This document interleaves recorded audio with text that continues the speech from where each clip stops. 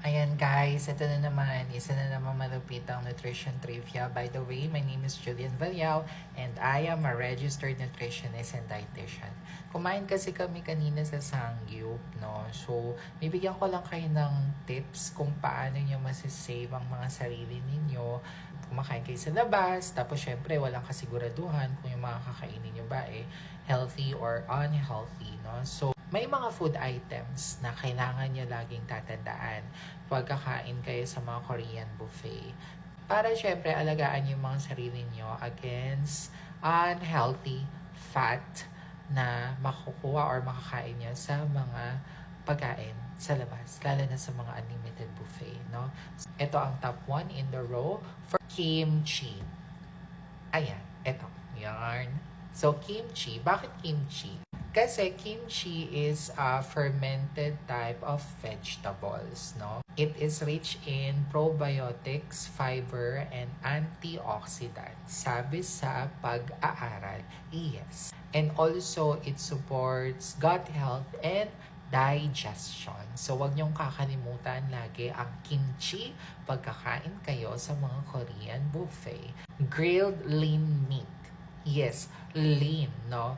Pagkakain kayo sa mga Korean buffet, tanan, ayon. And yes, pagsikapan yung tanggalin ang mga visible fats. Kahit yan ay napakaninipis, no? And make sure na itira nyo lang lagi ang lean meat.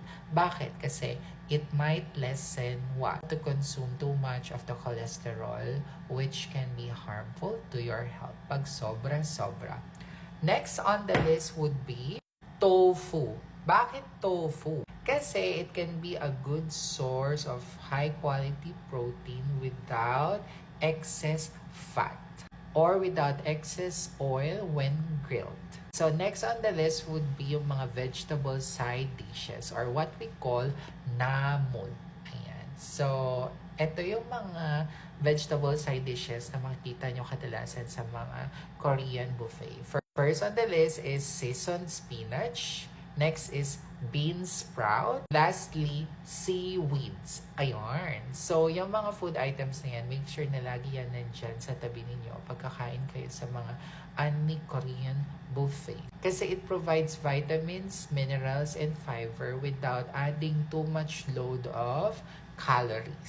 So, yan. Lagi nyo tatandaan yan, guys, ha. Pagkakain kayo sa labas, lalo na sa mga unlimited Korean buffets, make sure na kasama yan lagi sa pagkainan ninyo. And to make your meals much healthier kesa sa napapabayaan.